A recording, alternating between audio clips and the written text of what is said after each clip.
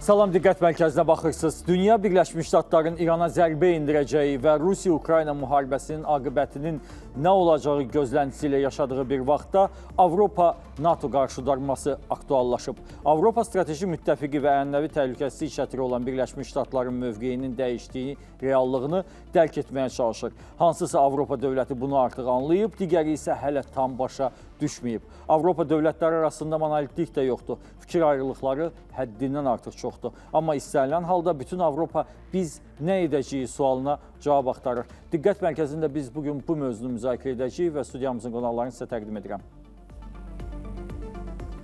Millət vəkilləri Elçin Qədirli və Sevil Mikailova. Beynəlxalq münasibətlərin təhlili mərkəzinin idarə heyətinin üzvü Cavid Vəliyev və hüquqşünas Xəyal Bəşirov. Axşamınız xeyir, hörmətli qonaqlar. Studiyamıza xoş gəlmişsiniz. İlkin mənim sizdən başlayaq. Avropa-ABŞ, Avropa-NATO münasibətləri. Biz bu həftə NATO'nun baş katibi Mark Rutte ilə Avropanın aparıcı dövlətlərinin liderləri və rəsmiləri arasında bir söz dəyişməsində şahid olduq. Nə baş verir? Ənənəvi müttəfiqlər arasında qarşıdurma yaranır, yoxsa? Qarşıdurma deməzdim. Sadəcə təşkilat daxili bir böhrana girilir sanki. Çünki NATO'nun genişlənməsi nəticəsində əslində bunu gözləmək olardı. Çünki Şərqi Avropa ölkələri ilə Qərbi Avropa ölkələri arasında Amerika Birləşmiş Ştatlarıyla münasibətlərdə çox önəmli fərq var. Qərbi Avropa ölkələri Amerikadan daha çox müstəqillik istəyirlər və bunu gizlətmirlər. Özəlliklə Fransa və Almaniya. Şərqi Avropa ölkələri isə Rusiyaya yaxın olduqlarından və uzun zaman kommunist blokuna üzvü olduqlarından daha çox Amerika ilə yaxınlıq etmək istəyirlər. Çünki onlar Rusiya yaxınlığındadırlar və Rusiyanı hər zaman özləri üçün təhlükə sayıblar. Və bu gec-tez hansısa bir şəkildə üzə çıxmalıydı və hansısa bir böhran halını almalıydı. Hətta Avropa Birliyində onların hamısının cəmləşməsi də bu problemi çözə bilmədi. İqtisadi bağlar heç zaman təhlükəsizlik qayğılarını üstələyə bilməyəcək. Bu tarixdə heç zaman belə olmayıb və bu liberalların yanaşması ki, azad ticarət ölkələri yaxınlaşdırır, çox zaman heç işləmir. Yəni, böhran yarananda təhlükəsizlik ön plana çıxır. Və indi də Rusiya-Ukrayna qarşı apardığı təcavüzkar müharibə, yaxın qonşularını, Baltik ölkələrini açıq hədələməsi, NATO'nun daha bir genişlənmə mərhələsinə deməli gətirib çıxardı. Finlandiya ilə İsveç hər zaman belə neytral mövqedə qalmağa çalışan ölkələr də ora girdi. O səbəbdən indi problem həm də Trump administrasiyasında və konkret olaraq Trump'ın yürütdüyü siyasət, Avropadakı təhlükəsizliyin ən azından maliyyə xərclərinin Avropanın öz üzərinə qoyulması tələbi ki, xatırlayırsınız, belə baxanda çox xırda bir şeydən başlamışdı ki, müqavilə öhdəliklərini yerinə yetirmirsiniz və müdaxilə məhsulun 5% qədər öz müdafiənizə xərc çəkmirsiniz. Hər şeyi Amerikanın ümidinə bu qoymusunuz. Buradan o başladı və indi Rusiyanın Ukraynada apardığı təcavüzkar müharibə bütün o elə bir ki, o böhranın yapısı, alt yapısı olan problemləri üzə çıxardı. Bunun da üzərində təşkilat daxili institusional problemlər. Çünki qərar vermə qaydaları, prosedurlar, onlar hər zaman SSR dönəmində yazılmış çox aydın ideoloji bir qütbləşmə var idi. O zaman üçün bu qaydalar yetərli idi. Amerikanın da çox güclü olması bütün o NATO ölkələrin hamısını Amerikanın yanında saxlaya bilir. İndi Amerika özü o yükü boynundan atmaq istəyir. Rusiya SSR qədər güclü deyil və Ukraynadakı apardığı müharibə Rusiyanı daha çox zəif yerlərini göstərir. Bununla belə Rusiyanın da zəifləməsi özlüyündə bir problemdir. Çünki tarixdə dəfələrlə görmüşük. Rusiya zəifləyəndə daha acıqlı olur, daha aqressiv olur. Ona görə bu məsələdə müdafiə xərclərinin çəkilməsindən tutmuş, konkret olaraq silahlanmaya qədər olan məsələlər üzə çıxır. İndi Almaniyadan hər kəs, konkret olaraq Trump, silahlanmanı tələb edir. Almaniya Federal Kansleri Bundestagdan çıxış edər zamanda ümumiyyətlə biraz da daha kəskin bir ifadə işlətdi ki, Almaniya Avropanın ən güclü ordusunu qurmalıdır və bunu söylədi. Amma Almaniyanın güclü ordu qurması 2 dəfə dünya müharibəsinə gətirib çıxartdı və Avropanın, Şərqi Avropa ölkələri üçün bu bir kabus. Dərhal Polşada narahatlıq yarandı. Çünki Polşa dəfələrlə Rusiya ilə Almaniya arasında qalıb. İndi yenidən Almaniyanın oradan güclənməsi, Rusiyanın da buradan aqressivləşməsi Polşa üçün əlavə qayğılar yaradır. Şübhəsiz ki, Baltik ölkələri daha heç demirəm.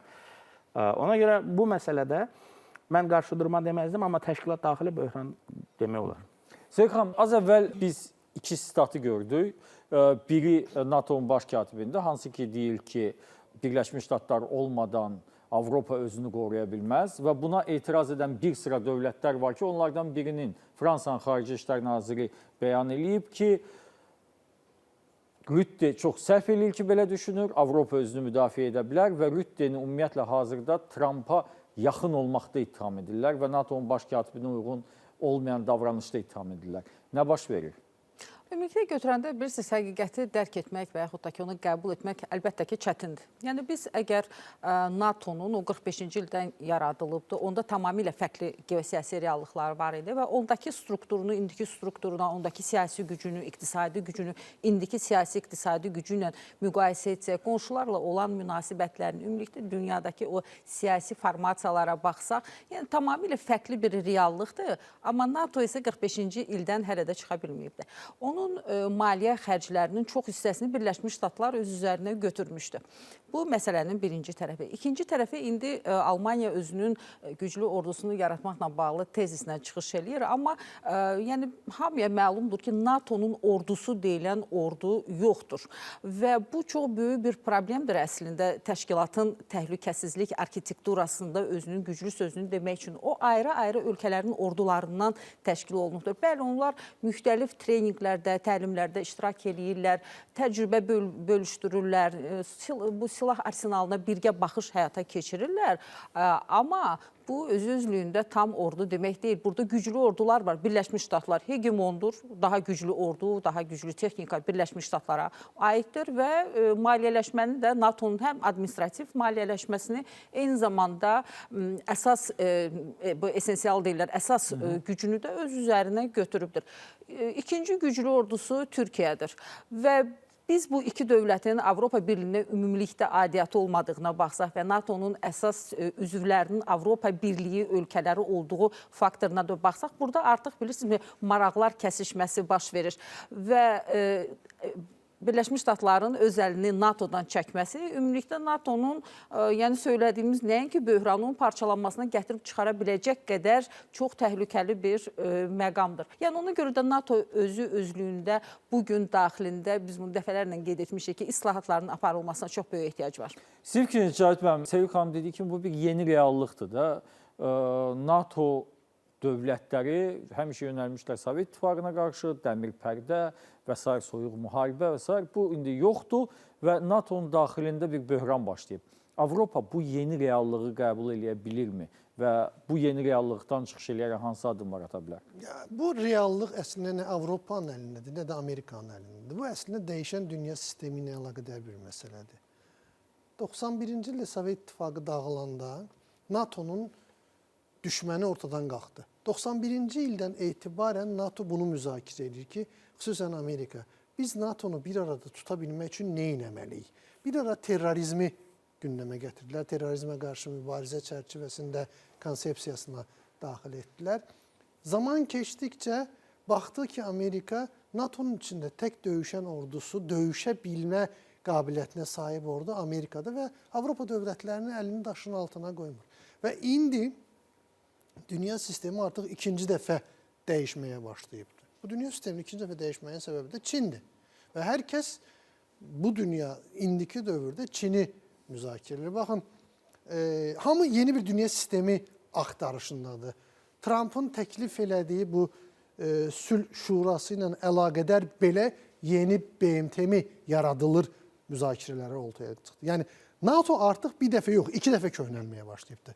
Bir 91-də Sovet İttifaqı dağılandan sonra, bir də indi yeni dünya sistemi ilə əlaqədar, yaranması ilə əlaqədar. Artıq indi siz elə bir dövrdür ki, qeyri-müəyyənlik dövrüdür və bu qeyri-müəyyənlik dövründə regional təhlükəsizlik təşkilatları, əməkdaşlıqlar daha çox ön plana çıxır. Nəinki daha böyük bir NATO ilə əlaqədar. Yaxşı, NATO deyək ki, Sovet İttifaqına qalib gəldi, terrorizmə qalib gəldi, IŞİD. İndi NATO ona qarşı döyüşmədən ümumilikdə olaraq Əl-Qaidəyə qalib gəldi, Talibana qalib gəldi, IŞİD ortadan qaldı, terrorizm təhlükəsi əvvəlki qədər çox güclü bir səviyyədə yoxdur. Təzə, artıq NATO'nun içində bu istiqamətdə çox ciddi bir parçalanmalar var. Bəli, sizin də qeyd elədiyiniz kimi onsuz da 99-cu ildən etibarən o zaman Avropa təhlükəsizlik və xarici siyasət konsepsiyasını inkişaf etdikdən sonra Avropanın özünün qarşısına bir hədəf qoymuşdu. 60 min nəfərlik sürətli müdaxilə eləyə biləcək bir ordunun qurulması və bunun da başını Fransa və Almaniya o dövrdən etibarən çəkirdilər.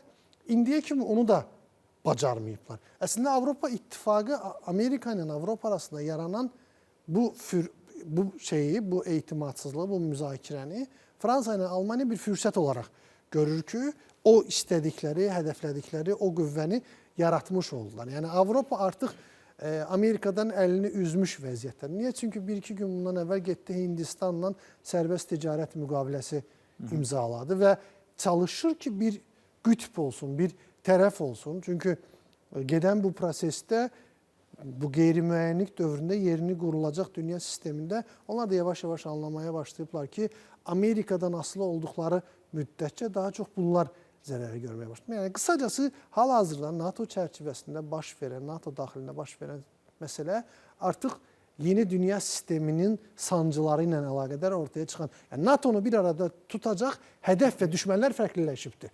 Sizin fikriniz Xəməm, Avropa dövlətlərində bu yeni reallığı anlayış göstərən, anlayan varmı və yeni reallıqda Avropa dövlətlərinin davranışı necə olacaq? Çünki açığı Trump'ın Macron'un ünvanına söylədikləri dünən də Iowa ştatında öz tərəfdarları qarşısında çıxış eləyəndə məsxərəyə qoyub, yəni də həmin söhbət Trump'ın gün eynəyinə görə söz nəsə doluyub və bu gülüşlə qarşılanıb. Eləcə də Starmer'in Fransaya münasibəti. Bütün bunlar onu göstərir ki, Avropada sanki yeni bir münasibətlər sistemi yaranmalıdır. Mümkündürmü bu? Murad müəllim, təşəkkür edirəm. Əslində, mən o fikirlə razıyam ki, bu qlobal səviyyədə baş verən proseslərin məntiqi nəticəsidir ki, artıq Amerika Birləşmiş Ştatları ilə Avropa İttifaqı arasında fikir ayrılıqları var və hədəflərin də, ümumi hədəflər nə qədər ki, əvvəllər eyni idi. Sovetlər İttifaqının süquta uğraması və burada səsləndirdiyi o fikir, Sovetlər İttifaqına qarşı yaradılmış 49-cu ildə o NATO'nun formalaşdırılması, Varşava Paktına qarşı. Bu Varşava Paktı, Sovetlər İttifaqı artıq süquta uğradıqdan sonra NATO'nun buraxılması məsələsi gündəmə gəlməlidir. Amma biz nə gördük? Biz gördük ki, NATO genişlənmə prosesini həyata keçirir. Hansı istiqamətdə gəldi? Ən son bu prosesin qurbanı da Ukrayna oldu. Və bax, bunların fonunda mən düşünürəm ki, Avropada fərqli bir sizin o verdiyi suala cavab olaraq artıq fərqli bir fikir formalaşmışdı. Amma sizin dediyiniz o sual hansı ki, Avropa dövlətləri, Avropa regionundan olan beynəlxalq hüququn subyektləri artıq zamanca bunu məcburdular anlamağa ki, Amerika Birləşmiş Ştatları artıq o təhlükəsizliyə qaranti vermək istəmir. Baxın, ciddi ziddiyyət vardı. Bir tərəfdən Amerika Birləşmiş Ştatları Avropa regionuna təhlükəsizliyinə qaranti vermək, ümumiyyətlə, belə deyim, o yükü daşımaq istəmir, digər tərəfdən Ukraynaya təhlükəsizlik qarantiyası vermək istəyir ki, sazişi imzalasın. Burada maraqlar toqquşur və Avropanın, Amerika Birləşmiş Ştatları ilə arasında o fikir ayrılığının Ukrayna mövzusu bəhanə oldu sadəcə bu prosesə. İndi Avropa məcburdur ki, özünün əvvəlki müstəmləkələrini üst tutsun və onlarla ticarət sazişləri və yaxud da ki, güc mərkəzi olmaq üçün hansısa bir dəstəyi almaq siyasətini həyata keçirir. Bir tərəfdən Hindistanla, hətta Çinlə müzakirələr aparılır, Latın Amerikası ölkələri ilə müzakirələr aparılır. Bütün bunlar hamısı bugün siyasi proseslərdə kənarda saxlanılan Avropanın özünü bir mərkəz kimi qoruyub saxlamağa etdiyi cəhdlərin nəticəsidir. NATO, baxın, Avropa İttifaqından söhbət edilir. Avropa İttifaqı dünyada yeganə təşkilatdır ki, o dövlətin, federativ dövlətin bütün əlamətləri onda var. Sadəcə ordudan başqa. Baxın, əraziləri var, Şengen ərazisi, hüquq sistemi var, vətəndaşlığı var, valyutası var, deməli, pul vahidi var. Eyni zamanda deməli, parlamenti var, Avropa Komissiyası rəhbərliyi, yalnız və yalnız ordusu yoxdur. Elə orada Sevil xanım toxundu məsələn NATO onlar NATO-nun təhlükəsizliyinə etibar edirlər. Amma NATO-nun özlüyündə ayrı-ayrı dövlətlərin ordularından ibarət olan bir sistemdir və ona görə mən düşünürəm ki, baxın, Avropa İttifaqı ilə Amerika Birləşmiş Ştatları arasında fikir ayrılığının yaranması əslində bugünün məsələsi deyil. Brexit, Böyük Britaniya Avropa İttifaqından çıxarkən artıq bu prosesin əsası qoyulmuşdu və bugün Avropada, Avropa İttifaqının 27 dövlətinin Avropanın təhlükəsizliyində aciz qalmaları məntiqi bir proses ortaya qoyur ki, Avropa bundan sonra bir ordu yaratmalıdır. Bax, bu ordunun yaradılması istiqamətində Almaniya müəyyən cəhdlər edilir, amma Almaniyaya qarşı, hörmətli deputatımız toxundu o məsələyə, Almaniyaya qarşı qüvvələr var, hansı ki, Almaniyanın ordu qurması, Almaniyanın güclənməsi dünyaya böyük faciələr gətirib, 2 dünya müharibəsini gətirib və bunu anlayanlar da var. Amma bu yaxınlarda Almaniya prezidentinin bir fikrinin deməli şahid olmaq. Əslində bu fikir yeni bir fikir deyil ki, NATO'nun yaradılması ilə Rusiya ilə Almaniyanın birləşməsinin qarşısını almaq və yaxud da ki, hər hansı bir məsələdə bir yerə gəlməsinin qarşısını almaq niyyəti ilə yaradılmış bir hərbi blokdur və o blokun bugün əslində Avropa dövlətlərinin bir çoxuna görə bugün onun bir əhəmiyyəti qalmayıb. Bu baxımdan mən düşünürəm ki, Avropa ilə Amerika Birləşmiş Ştatları arasında fikir ayrılığının yaranması artıq dünyanın siyasi arxitekturasının dəyişməsinə gətirib çıxaracaq. İkinci Dünya müharibəsindən sonra bir siyasi arxitektura formalaşmışdı. Onun tərkib hissələrindən NATO, BMT, digər beynəlxalq təşkilatlar və eyni zamanda dünyanın bölüşdürülməsi məsələsi və Sovetlər İttifaqı bu prosesdə var idi. Soyuq müharibənin nəticəsi Sovetlər İttifaqı süquta uğradı və artıq siyasi arxitektura dəyişmək məcburiyyətindədir. Bu dəyişikliyin qarşısını almaq üçün cəhd göstərənlər də oldu. Amma bugün baş verən proseslər göstərir ki, o dəyişikliklər zəruridir və bundan sonra o dəyişikliklərin qarşısını almaq mümkün olmayacaq. Ekrem, əvvəl Avropada, ümumiyyətlə NATOda bir böyük qardaş sindromu var idi. Onların da böyük qardaşı Birləşmiş Ştatlar idi. Yəni, müxtəlif proseslərə müdaxilə edirdi, dünyanın hegemon gücü olaraq, dünya polisi olaraq. İndi o böyük qardaş sanki əlin bir qədər geri çəkəndən sonra Avropa dövlətləri arasında ənənəvi mübahisələr var da. Böyük Britaniya ilə Fransa arasında, Almaniya ilə Fransa arasında, İtaliya ilə Fransa arasında, bu dövlətlər arasında əsrlərdən gələn bir problemlər var. Məsələn, bu yaxınlarda Avropa İttifaqı O cümlədə ərazi problemləri. Ərazi problemi. Mübahisəli ərazilər var. Bu yaxınlarda Avropa İttifaqı kredit ayırıb, o kredit hesabına raket alınmalıdır Ukraynaya verilmək üçün.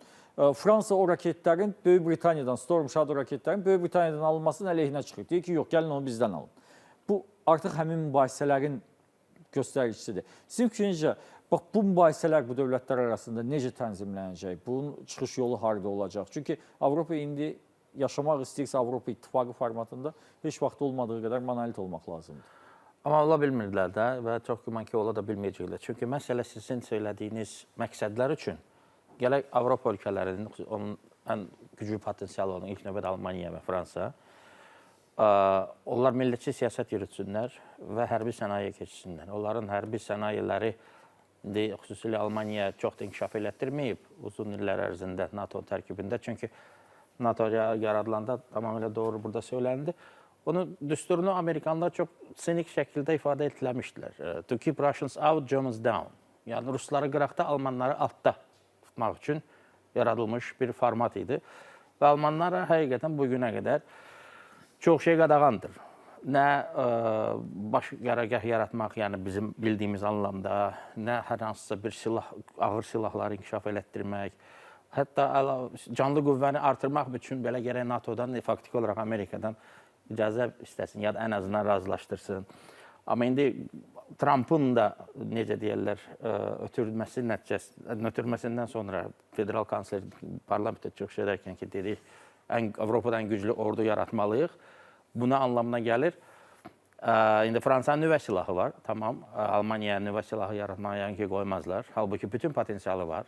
Almaniya ümumiyyətcə elmi, texniki, mühəndis düşüncəsi baxımından Avropanın aparıcı qüvvəsidir.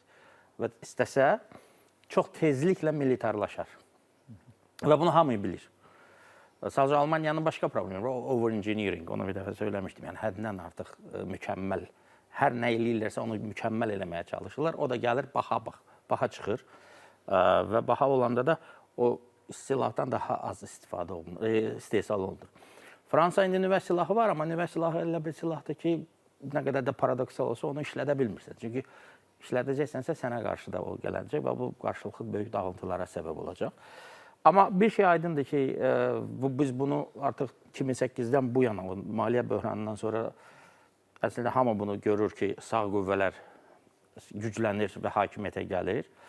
Sadəcə bunu bir sırf ideoloji böhran kimi görülürdüsə əvvəllər, indi artıq aydın olur ki, bu eyni zamanda iqtisadiyyatlıların militarlaşması, indi Avropa Birliyi hər nə qədər açıq idisə da, miqrant siyasətinin sərtləşdirilməsi, güman oluna biləcək bəzi ölkələrin Şengen anlaşmasından çıxması, artıq İrlandiya hətta Avropa Birliyindən çıxmaq haqqında düşünür. O Latin Amerika ölkələri ilə olan anlaşmadan sonra, çünki daxili kənd təsərrüfatı bazarına çox mənfi təsir edir.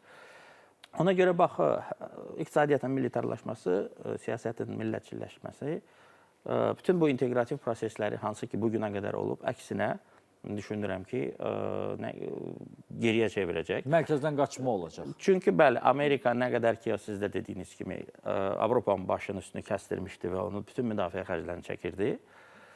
2008-dən bu yana hələ Trumpdan xeyli əvvəl başladı bunu azaltmağa. İndi Trump azıq sürətləndirdi və dərinləşdirdi bunu. Avropanın bütün o keçmiş kabusları, müharibələri, o cümlədən sərhəd mübahisələri, onlar hamısı gedikcə artıq siyasətçilərin dilində səslənməyə başlayır və siyasətçilərin də danışıqları seçicilərdə gözləntilər yaradır. Və ona görə seçkilərdə də məhz o siyasətçiləri udur ki, yavaş-yavaş və daha çox udacaq, hansılar ki, millətçi siyasəti vəşt edəcək və hərbi sənayinin gücləndirilməsinə vədlər verəcək. Seyxan, millətçilik meyillərin güclənməsi Avropa İttifaqının belə deyək də sonunu yaxınlaşdırmaqdır. Ona görə ki, Avropa İttifaqının prinsipi biz millət yoxdur, vahid Avropalı var, odur. Amma indi millətçilik güclənəcəksə, əgər hərbi istehsallar güclənəcəksə, iqtisadiyyatlar önə çıxacaqsa, bərabərliyi itəcək və bu Avropa İttifaqına problemlər yaradacaq. Sizin fikrinizcə, bu proses bu istiqamətdə inkişaf edə bilərmi ki, Avropa İttifaqının özündə problemlər yarana bilərmi və ümumiyyətlə Avropada lider problemi hal-hazırda varmı? Əlbəttə ki, var.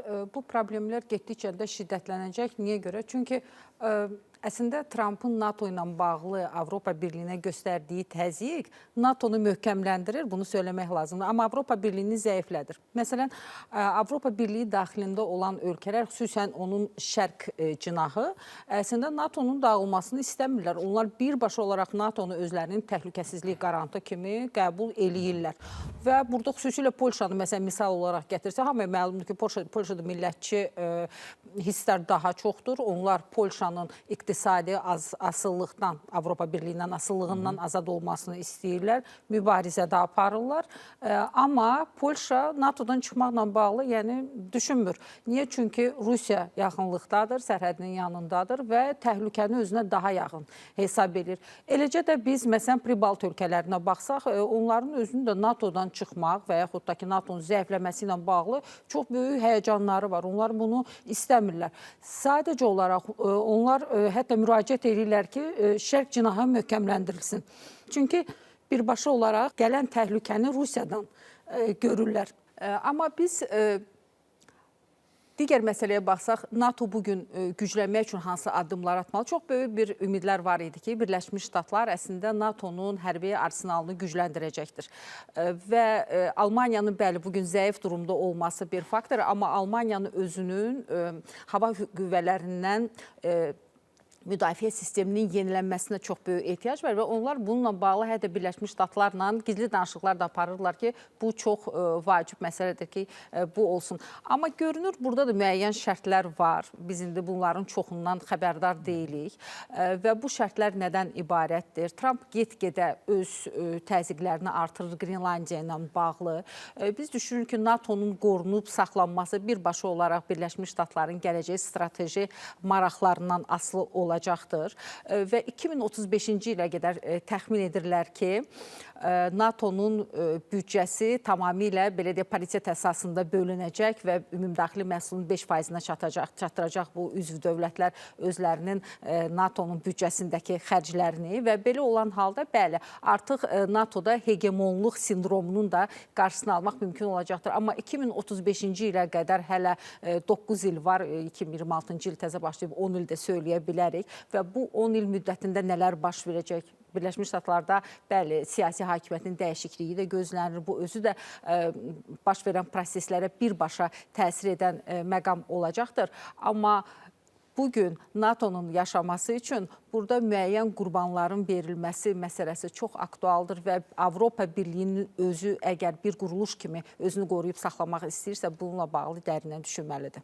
Cəzmən, Sevil xanım söylədi, Avropa üçün hazırda belə deyək də iki sınaq və qırılma nöqtəsi var. Biri Ukraynadır, biri də nə qədər qəribə səslənsə də Qrenlandiya.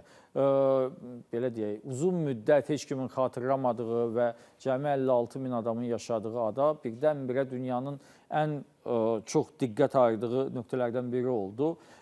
Qrenlandiya ilə bağlı da əsas danışığı aparan NATO-nun baş katibi Rütte oldu, o Trumpla danışırdı. Sonda hansısa razılaşma əldə etdi NATO-nun baş katibi, NATO-nun aparıcı dövlətinin lideri ilə. Amma NATO-nun üzvü olan digər dövlətlər və o cümlədən Danimarka dedilər ki, Rütte çox nahaq bizim adımızdan gedib danışır. İndi bu Qrenlandiyada sonu nə olacaq bu prosesin? Yəni çox qəribə bir vəziyyətdir də əslində. Əslində mənə elə gəlir ki, Rütte məsələni biraz uzatdı. Yəni xatırlayaq ki, Trump nədə israr eləyirdi ki, mən Qrenlandiyanı ələ keçirdəcəm.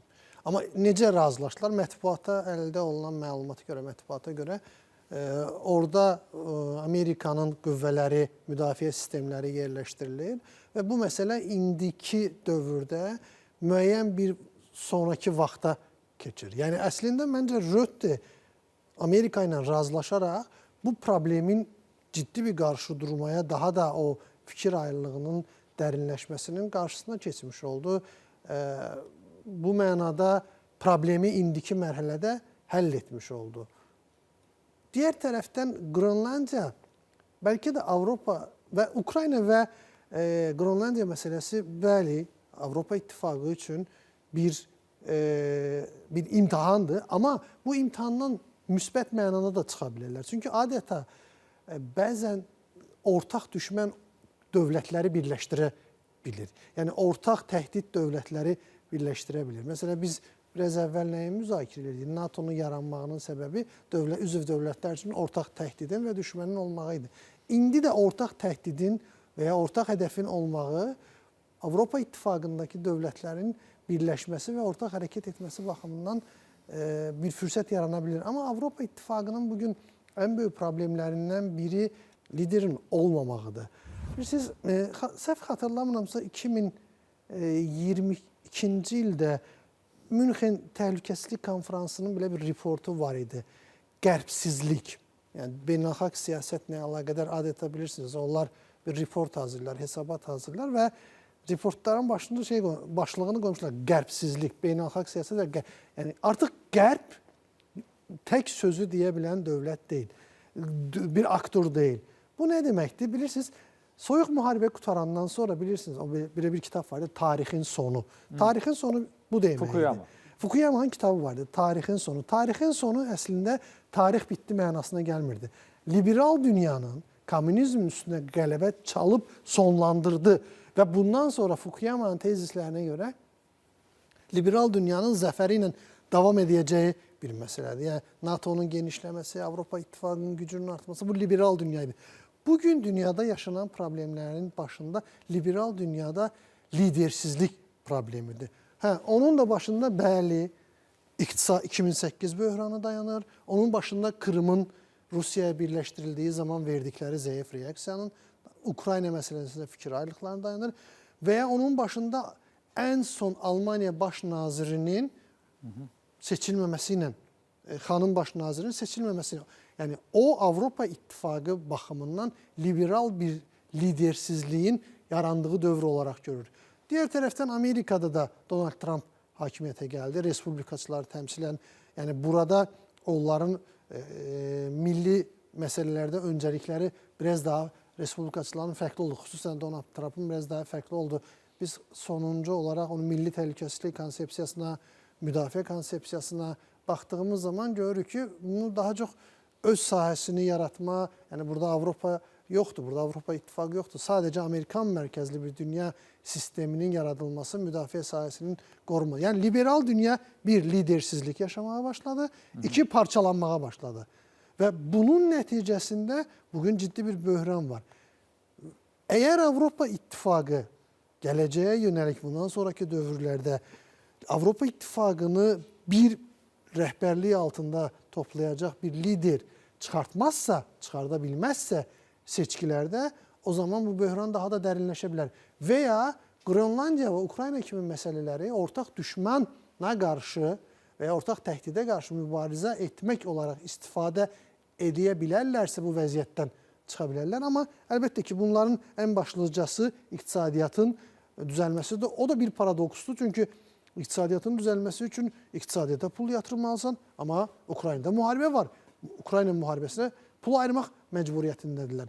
Belə bir paradoksla qarşı-qarşıyadılar və bu paradoksun içindən necə çıxacaqlar onu açıqcası zaman göstərəcəkdir. Xəməm, siz fikriniz, Qrenlandiya məsələsinin sonu necə olacaq?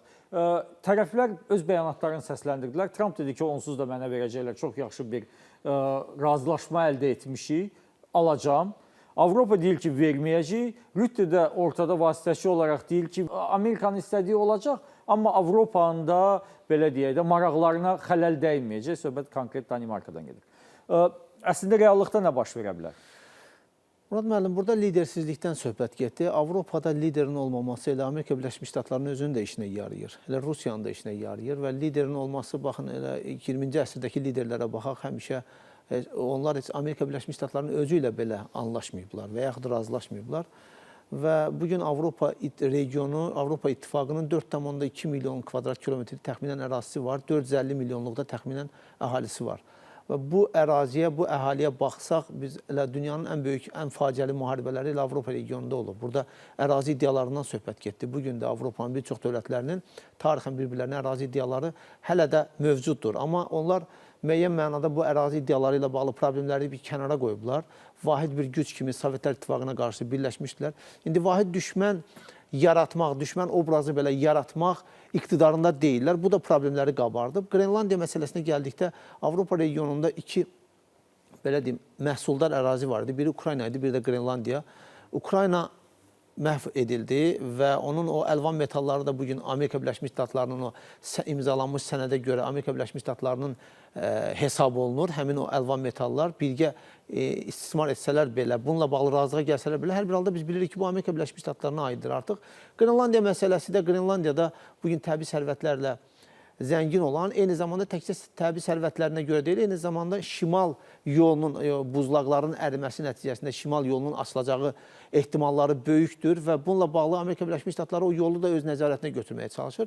Hansı formada həll olunacaq sualına gəldikdə isə mən düşünürəm ki, orada da hansısa bir sənədin imzalanması ehtimalı daha böyük görünür. Ukraynadakı o əlvan metallarla bağlı. Hər bir halda Amerika Birləşmiş Ştatları faktiki və hərbi baxımdan ora daha belə deyim, güclü yerləşmək niyyətindədir. Donald Trump'ın yürütdüyü siyasət əslində onsuz da baş verə biləcək prosesi sürətləndirdi. Sadəcə bu prosesi sürətləndirdi. Donald Trump artıq belə deyim də onsuz da qərb dövlətlərinin, Amerika Birləşmiş Ştatlarının insan hüquq və azadlıqları, demokratiya, digər dəyərlər əldə bayraq tutaraq həmin dəyərlərin arxasında yürütdükləri siyasəti sadəcə kartları açıq şəkildə oynamaq fazasına keçirtdi. Onsuz da qərb ölkələri həmin o dəyərlərin arxasında öz məqsədlərini həyata keçirdilər. Amerika Birləşmiş Ştatları Demokratiya İnstitutunu, Azadlıq Radiosunu, digər institutları qapatmaqla göstərdi ki, biz bunlara vaxt və yaxud məsrəflər xərc etməkdənsə açıq şəkildə öz niyyətlərimizi həyata keçirək. Faktiki olaraq Amerika Birləşmiş Ştatları Donald Trump'ın rəhbərliyi altında bu siyasəti irəli sürür. Təbii ki, ona qarşı çıxan Amerika Birləşmiş Ştatlarının daxilində olan qüvvələr də var. Məsələn, Bill Clinton'dan Barack Obama açıq şəkildə xalqa çağırış etdilər ki, hər ikisi Demokrat Partiyasından olan prezidentdir. Respublikaçıların və Donald Trump'ın siyasətinə qarşı çıxdılar. Amma insanları buna çağırış, deməli, protest etməyə çağırdılar. Baxın, bugün Ukrayna məsələsi də ciddi bir sualdır. Ukrayna məsələsi ilə bağlı o silah satışını dayandırmaq ehtimalları var Amerika Birləşmiş Ştatlarının. Baxın, Donald Trump'ın Avropaya silah ixrac etməklə bağlı o prosesi dayandırmaq kimi addımları müzakirə olunur. Bax, bu nəyə gətirib çıxaracaq? Amerika Birləşmiş Ştatları silah satışından asılı olan bir dövlətdir. Böyük maliyyə resurslarını bu istiqamətdə əldə edir. Bax, İrana hücum etmək, ordunu Fars körfəzinə yığmaq da əslində Avropaya silah ixracının dayandırılması, bu yolla Ukraynanı Rusiya ilə sazişi imzalamağa məcbur etmək siyasətinin davamı kimi, bax bu tutaq ki, dayandırdı Avropaya silah satışını. Və bu silah satışı istehsalı davam edir axı. Bunu harasa satmaq lazımdır. Ona görə Fars körfəzinə, yaxın şərqə ordunu yığıb, İranla, indi mən düşünmürəm ki, orada geniş miqyaslı bir müharibə olacaq. İrana hücumlar etmək, İranı raketlə bombalamaq, bu yolla Ərəb ölkələrini, yaxın şərq dövlətlərini silah satışına cəlb etmək. Onsuz da silah satışına cəlb olunublar, amma daha geniş miqyasda. Bax, bu prosesin davamı kimi mən düşünürəm ki, Avropa ilə Amerika Birləşmiş Ştatları arasında fikir ayrılığı biraz da genişlənəcək və Qrenlandiya məsələsində onlar razılığa gəlməkdən daha çox razılığa gəlmək məcburiyyətində olacaqlar Avropa ölkələri. Elkimən, bu xəritədə gördüyünüz çox aktiv istifadə olunmayan kəsimdə də dünyaya sanki biz orlaşmışıq qlobusa, biz görürük Afrikanı. Burada isə qütbdən baxırıq və qütbdən baxanda belə bir fikir var ki, dünyanın gələcəyi əslində buradadır. Və çünki bununla bağlı artıq Trump da açıqlama verib, Rusiyanın raketlərinin Amerikaya ən qısa müddətdə çatma nöqtələri buradadır. Ən təhlükəli yerdə buradadır və ən toqquşma yerdə buradadır. Ən böyük ehtiyatların da burada olduğu ehtimal edilir. Mümkündürmü ki, gələcəkdə hansısa bir dövrdən sonra bax bu bölgə yeni yaxın şərqə və yaxud da yeni Fars körfəzinə çevrilsin? Əslində, bu Qrenlandiya məsələsinə biz ənənəvi olaraq, yəni bizim aid olduğumuz sivilizasiyalarda, mədəniyyətlərdə biz ilk növbədə quru sahəsinə diqqət yetiririk. Qrenlandiya bir ada kimi görürük. Amerikanlar Qrenlandiyaya bir ada kimi baxmırlar. Amerikanlar, Anglo-Sakson ingilislər, onlar daha çox önəmi dənizlərə verirlər. Bizim üçün dəniz qurunun bitdiyi yerdir. Quru bitdi, dəniz başlayıb, dəniz sanki ikinci dərəcəli bir şeydir. Əsas quruya nəzarət edilir. Anglo-Saksonlar elə yanaşmırlar. Onlar birinci dənizə baxırlar. Onlar üçün quru dənizin bitdiyi yerdir. Ona görə Qrenlandiya indi bax Atlantik okeanın və indi Şimal okeanın indi qismən orada Danimarkanın və yaxud bütövlükdə Avropanın götürsək müdafiə edə bilməyəcəyi bir yerdir. Çox strateji bir yerdir. Dəniz yolları, xüsusilə Şimal yolu da gələcəkdə açılarsa, amma açılmasa belə indiki halında da Amerika ora neçə milyon kvadrat kilometrdir? 2 milyondan daha çoxdur, deyil mi ora? Üstəlik də bunun da iqtisadi zonasında hərəsini 200 mil saysan, böyük bir dəniz sahəsidir ki, Amerikanın nəzarətində deyil. Və Amerika ilk dəfə deyil ki, keçən proqramımızda da biz bu haqda danışmışdıq. Hətta Danimarkanın heç xəbəri olmadan Sovet vaxtı olanda B-52 strateji bombardımançılar təyyarələri Amerikanın 24 saat daim havada uçuşlar edirdilər, bir-birinə əvəz etməklə ki, müharibə başlayarsa nüvə silahı, ki, onlar da nüvə silahı daşıya bilən təyyarələrdir. Bax, elə oradanca SSR-in ərazisini vursunlar. Çünki gəlirdilər, uçurdular Qrenlandiyanın üzərindən, SSR-in şimal sərhədlərindən və o dənizin üzərindən uçaraq daim barajlayır. Bir hissəsi yaxın şərq üzərində uçurdu, bir hissəsi uzaq şərq tərəfdə uçurdu, bir hissəsi də bu şimal tərəfdən uçurdu. Bəlli ki, 24 saat həmişə təyyarələr göydə olub, bir-birini əvəzləməklə təbii ki. Və uzun müddət Danimarkanın bundan xəbəri olmur, çünki Danimarka Qrenlandiyanı nüvəsiz bir zona kimi elan edib və bütün dünya. Amerika Danimarkaya xəbər vermədən o uçuşları orada eləmişdi. Hələ bir dəfə qəza da uğramışdı o təyyarə. Xoşbəxtlikdən 4 bomba var idi içində, heç birisi patlamadı. Danimarka sonra nota verdi, nəsə bir şey. Yəni, bütün bunlar nəyə göstərir? Məsələ Trumpda deyil. Və ümumiyyətlə, bayaq da liderlikdən danışdıq. Bu lider məsələsini personifikasiyası mən yanlış sayıram. Çünki güclü siyasətçilər ara sıra çıxıb və çıxacaq. Amma lider olmaq üçün gərək sənin dövlətin dominant olsun. Və Avropada təcrübə, tarix göstərir ki, belə ola bilməyib heç zaman. Elə olub ki, qurudan söhbət gedirsə, İspaniya onu piyadalar, amma İspaniya yerləşməsi çox uğursuzdur. Ona görə o ancaq ekspansiyanı Latin Amerika tərəfinə eləyib. Fransa Napolyon dönəmində, bir də ondan əvvəl, çox əvvəl Franklar olub, imperiya yarada biliblər. Almanlar uzun müddət, Avropanın demək olar ki, yarısına nəzarət edə biliblər. O, Alman millətinin müqəddəs Roma imperiyası çərçivəsində. Sonra Avstriyalılar orada bir müddət, sonra Osmanlı. Yəni, bütün bunlar və nəhayət 1-ci Dünya müharibəsində Almanların geopolitik iddiaları böyük bir faciə ilə nəticələndi bütün dünya üçün. 2-ci Dünya müharibəsi ondan da böyük bir faciə nəticələndi. Çünki orada təcrübə də göstərir ki, Almanlara qarşı fransızlar Ruslarla da dəfələrlə birləşiblər. Hələ ingilislər də o cümlədən. Osmanlı ilə də birləşiblər. Yəni ki, baxmayaraq ki, öz aralarında da dəfələrlə həm münaqişələr olub, həm müharibələr olub, həm də hər şey olub. O baxımla Amerika çox fərqlidir. Birincisi, coğrafi yerləşməsinə görə, dominant güc olduğuna görə, həm iqtisadi, həm hərbi. İndi biz iqtisadi əlaqələrdən danışdıq. Avropa Birliyi Amerikanın əsas xarici iqtisadi partnyorudur. Amma xarici siyasət balansında cəmi 19% yer tutur. Yəni, ona görə Trump çox asanlıqla tariflər qoyur. Çox iqtisadçılar bunu biraz kimi yanaşırlar ki, tariflər Amerikaya da ziyan vurur. Təbii ki, vurur. Amma Avropaya daha çox vurur, Çinə daha çox vurur. Yəni, Amerika dözə bilir bunun. Yəni ki, gözün şeyini ala bilir.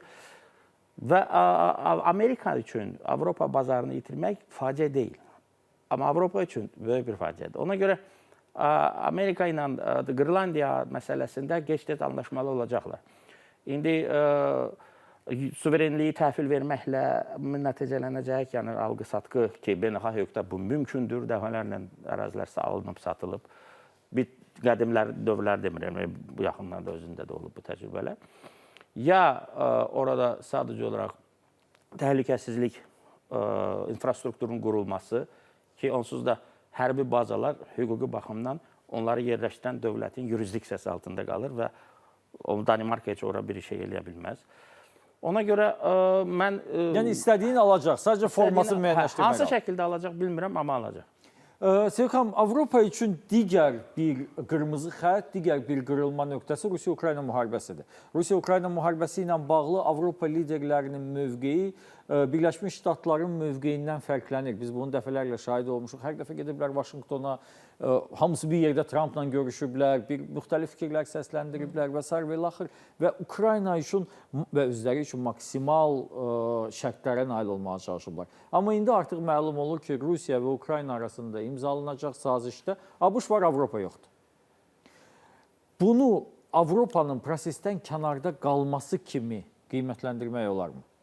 Bilirsinizmi, Rusiya və Ukrayna arasında gedən mübarizə əslində təkcə belə deyək, öz mahiyyətinə görə iki ölkə arasında gedən müharibə deyildi. Yəni bunu ayrı cür əslində təhlil etmək lazımdır. Burada nədən başlamışdı? 1992-ci il nüvə silahlarının Ukraynadan çıxardılması və onun Rusiya ərazisinə yerləşdirilməsi, ondan sonra Ukraynanın demilitarizasiya olunmuş zona elan olunması nüvə silahları üçün və onda da anlaşılmışdı ki, Ukrayna heç zaman NATO blokuna daxil olmayacaqdı və Avropa Birliyi ilə bağlı, yəni onlar elə bir qadağa qoymurdular, amma sırf Ukraynanın hansısa hərbi bloka daxil olması Rusiya bunu özünün qırmızı xətti kimi elə o vaxtda da bəyan etmişdi, elə indi də bəyan edir. Yəni əslində məlum idi ki, Ukraynada hansısa siyasi quruluşu dəyişməklə bu qanunları və qanunvericiliyi pozmaq nəticə itibarilə hərbi toqquşmaya gətirib çıxaracaqdı. Amma gözləntilər o idi ki, Avropa buna hazırdır və Avropa bütün bu, belə deyək ki, düzgün hesablarını aparıbdır və bu mübarizədən bu və ya digər şəkildə ən azı qalib də deməsə məğlub olmayacaqdır. Amma proseslər göstərdi ki, əslində Birləşmiş Ştatlar, yəni Biden dönəmində gördüyünüz kimi çox aktivlik göstərirdi bir mübarizədə, amma sonradan Trumpın hakimiyyətə gəlməsi ilə vəziyyət dəyişdi. Bu, sırf Bidenin və yaxud Trumpın münasibətidir müharibəyə, xeyr mən belə düşünmürəm. Mən düşünürəm ki, bu ümumilikdə Birləşmiş Ştatların özünün o deep state məsələsi uzun illər boyu formalaşdırılmış, sırf strateji, konseptual baxışının nəticəsidir ki, bəli, bugün artıq onlar bu müharibənin sonunu necə görürlərsə elə də görürlər. Müharibədən çıxırlar, Rusiyanın özləri anlaşmaq istəyirlər. Ortada Qrinlandiya məsələsi var. Onlara bu çox lazımdır. Avropa əgər bu və ya digər şəkildə proseslərə müdaxilə etmək və yaxud da ki, burada öz sözünü güclü şəkildə demək istəyəcəksə, tarif siyasətini əvəzləyəcəklər onu. Və ümumilikdə NATO ilə bağlı da ki, məsələni biz danışdıq, ortalıqdadır. Yəni artıq Birləşmiş Ştatlar özünün o 100 il bundan qabaq bəlkə də formalaşdırdığı strateji, konseptual planını irəliyə aparmaq üçün tam sürətlə irəliyə hərəkətə keçibdir və Qrinlandiya onun görünən tərəfidir. Onun üçün bugün Ukraynanın taleyi, buna ən azı danışıqlar prosesi və gedən müzakirələr də göstərir ki, o qədər də önəmli deyil. O sadəcə olaraq Ukraynanı Rusiya ilə anlaşmağa dəvət edir. Amma bu məsələdə Rusiyaya təzyiq göstərmir. Ən azı, yəni belə bir təzyiq olsaydı bunu elan edərdilər. Az öncə söylədiyim ki, Amerikaya quruda sərhədlərin necə çəkiləcəyi maraqlı deyil. Beynəlxalq hüquq üçün də o qədər də maraqlı deyil. Konsensus facet use prinsipi var beynəlxalq hüquqda. Razılıq hüququ yaradır. Sabah Ukrayna nəyə razılaşsa, o da olacaq beynəlxalq hüquq o bölgədə. Əgər Ukrayna razılaşsa ki, keçirdiyi torpaqlar Rusiyanın suverenliyində qalsın, hamı razı olacaq, tək ki Ukrayna o baxımdan razılığını versin. Amerikanın orada istədiyi Qara Dənizdir. Və Rusiya o baxımdan çox əngəl törədir Qara Dənizdə. Və o Gürcüstana 2008-də təcavüz də o idi. Çünki Gürcüstan Cənubi Qafqazda Qara Dənizə yeganə çıxışı olan ölkə idi. Və o vaxtı da özü çox açıq söylüyürdü NATOya üzvlük iddiaları haqqında.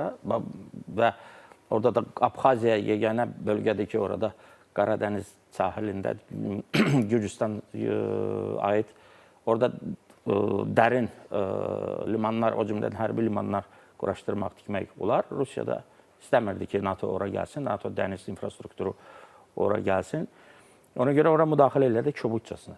Və nəhayət Krım da odur. Krım Qara Dəniz məsələsidir. O, yarımadadır, qurudur, filandır. Amma Amerika üçün ora məhz yeganə yerdir ki, Rusiyanı dərin limanları var, hərbi infrastruktur, hərbi dəniz infrastrukturu quraşdıra bilir. Çünki Rusiyanın öz Qara Dənizə öz çıxışı da var. Amma orada sahil dayazdır. Azov dənizi isə ümumiyyətlə dayaz dənizdir də onu.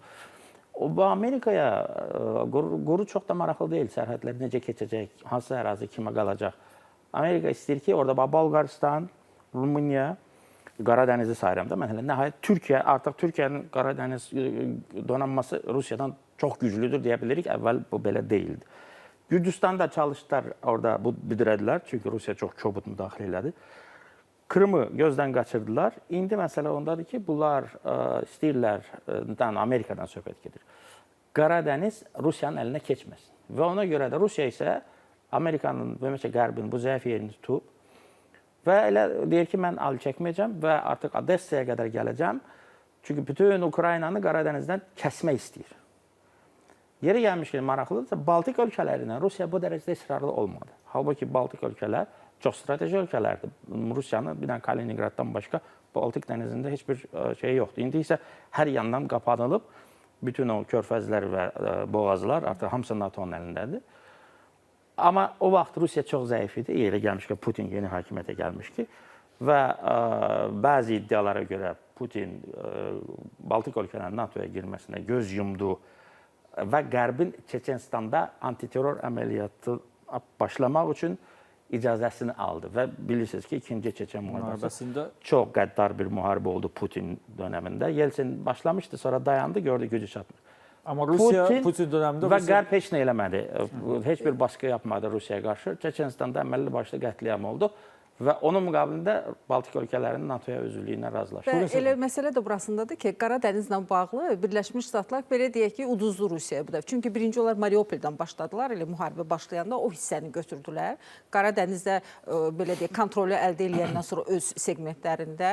Ondan sonra sakitləşdilər və daha belə deyək ki, qurudan içəriyə girməyə başladılar Ukraynaya və bu reallıq budur Ukraynada. Yəni artıq Qara Dənizlə bağlı Birləşmiş Ştatlar ona görə də çox təzyiqlər göstərmir.